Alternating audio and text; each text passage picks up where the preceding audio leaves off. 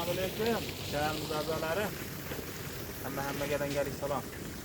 Ilonbash biznesimizni boshlaganmiz. Mana yo'l ko'rgansizlar bundan oldingi videoda. 300 dona tashlagan edik. 87 kilo, 86 kilo tashlaganmiz, 300 dona chiqqan. Yana bir 20 kun o'tgandan keyin video qilmay qoldik. Yana 86 kilo, 87 kilo tashladik. Bunda 600 ta oshiqroq chiqdi. Nimaga bunda 300 ta, nimaga unda 600 ta degan savolga bundan oldingi tashlaganimizda 300 gramga o'tirgan edi. Keyingi tashlaganimiz 130 gramga o'tirdi. Sal maydaroq ketib qoldi.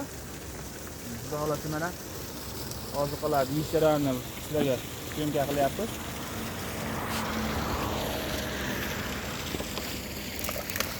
Shoxlari zo'r, xudo xolasa.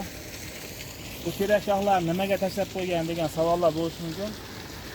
Birinchi o'rinda soya bo'ladi, ikkinchi o'rinda endi baribir kattalari ham bor, 7-8 gram 1 kilolik ham bolalab qolishi mumkin. Shu bolalashga sharoit qo'ydik. Uncha-munchalik bizniki yo'lni bo'yida.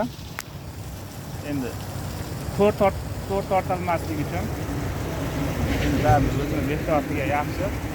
Mana shoxlarni chep qo'yib to'r tortib bo'lmaydi. Endi kamera qo'yib qo'yganmiz, kameramiz bor, endi baribir ehtiyot shart. Xullas mana baliqlarning oziqlanishi zo'r.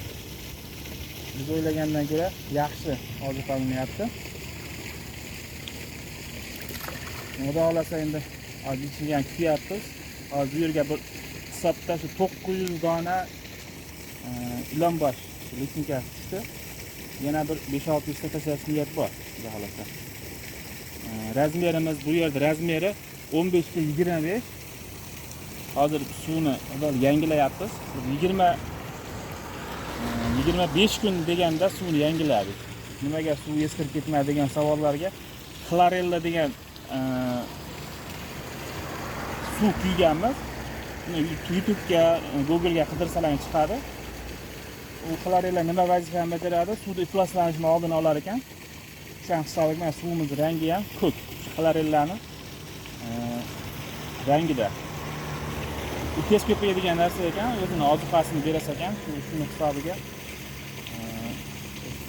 qancha bo'lishidan qat'iy nazar suvda chiroyli qilib sistemasini qilib bersangiz ko'payib egallab olar ekan, ko'karib. Keyin biz u xlorellaga suv qimirlatib aylanib turish kerak ekan, menimcha kislorod kerak ekan unga ham. O'shaning hisobiga mana ko'rib turibsizlar. Kislorod apparatidan qo'yib qo'yganmiz. Suv qimirlab turishini qimirlab turish hisobiga. Bu yerda bitta, u yoqda bitta, 4 yerga qo'yib qo'yganmiz. Baliqlarda o'zgarishlarni sezyapmiz. Juda jonib baquvvat, mustahkam baliq ekan. Baqsa bo'lar ekan, o'zgarish bor. Baliq lichinkasining narxini so'rayapti ko'pchilik. Akalar, boshida olganimizda 48 ming so'mdan olganmiz, hozirgi narxi 75 ming so'mga chiqdi lichinka. Endi kimlar 100 ming, 120 ming deyapti, 100 ming, 120 mingdan olsalar foydalana olmaysizlar. Rasxoti bor o'ziga yarasha. Endi buni rasxotiga keladigan bo'lsak, endi o'zimizda qushxona borligini hisobiga biz hozir bechiqim rasxotsiz bo'lyapti. Shunday go'sht shunday kelyapti. Qanaqa go'sht? Qora taloq, o'pka, atxot jigar, anaqalar atxotlar, mollar atxotlari. Keyin YouTube'da videolar ko'ryapmiz, qon berishyapti. Qon bersa bo'ladi deyapti. Lekin qon zo'r edi ekan, to'g'ri bir marta berib ko'rdik. Lekin shuni bir ilmi bor odamlardan so'ragandik, qon berib bo'lmaydi ekan, qon harom ekan. Iloji bo'lsa qon bermanglar. Videoga like bosib, kommentariyalarda savollar bo'lsa beringlar. Qo'llab-quvvatlab tursalar bizga motivatsiya bo'ladi. Tez-tez videolar chiqarib turamiz, xudo xolasa. Hozir hisobda 200 gramga o'tirgan baliq. 200 gram, endi 200 gramga o'tirgan.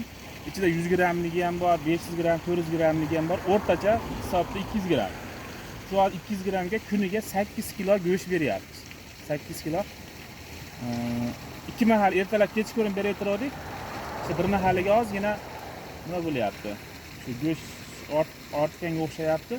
Shuni hisobiga ochiqartib turib bir mahalga rejimiga o'tdik. Mana shom paytida berilar ekan bunga.